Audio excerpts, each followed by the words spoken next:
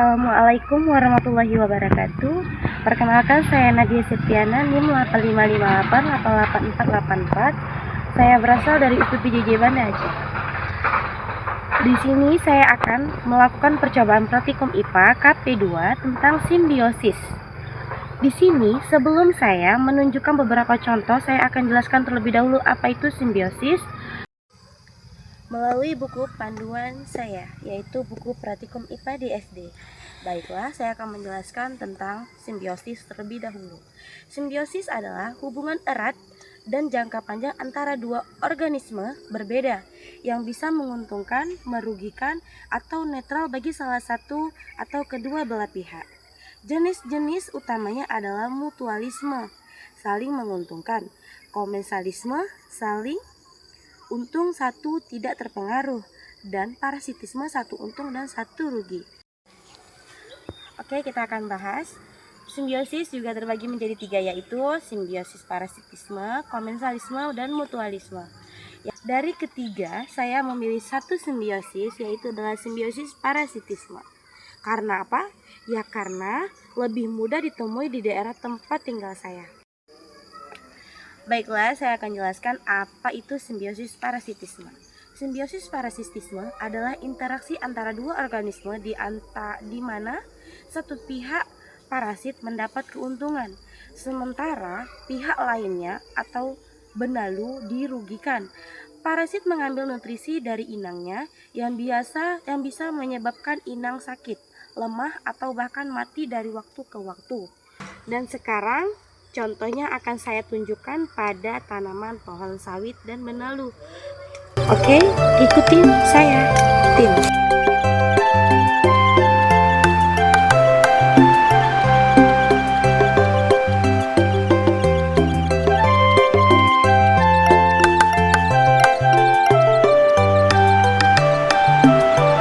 Contohnya akan saya tunjukkan pada tanaman pohon sawit dan benalu.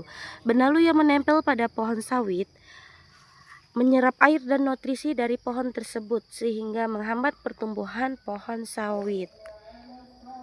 Simbiosis parasitisme antara pohon sawit dan benalu adalah hubungan di mana benalu mengambil nutrisi, air, dan tempat tinggal dari pohon sawit yang merugikan pohon sawit karena pertumbuhannya terhambat dan dapat menyebabkan kerusakan bahkan kematian. Benalu mendapatkan keuntungan dari interaksi ini sementara pohon sawit dirugikan. Yang kedua ada antara nyamuk dan manusia, terjadi karena nyamuk mendapat keuntungan berupa darah sebagai sumber makanan dan untuk berkembang biak, sementara manusia dirugikan karena mengalami gatal akibat gigitan dan potensi penyakit mematikan seperti demam berdarah dan malaria. Dan simbiosis parasitisme antara kutu dan manusia adalah hubungan di mana kutu parasit menghisap darah manusia untuk makan dan tempat tinggal di kulit kepala. Dengan mengalami rasa gatal akibat gigitan kutu, kutu mendapatkan keuntungan makan dan tempat tinggal, sedangkan manusia mengalami kerugian, yaitu adalah gatal bekas gigitan. Inilah contoh simbiosis parasitisme antara kutu dengan manusia.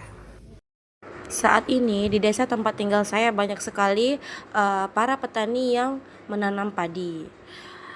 Mereka gelisah karena tikus. Kenapa? Karena tikus dan padi adalah hubungan di mana tikus atau parasit yang diuntungkan karena mendapatkan makanan gabah, batang, atau daun padi dan dapat merugikan padi dan akan menyebabkan kerusakan fisik dan menurunkan hasil panen petani.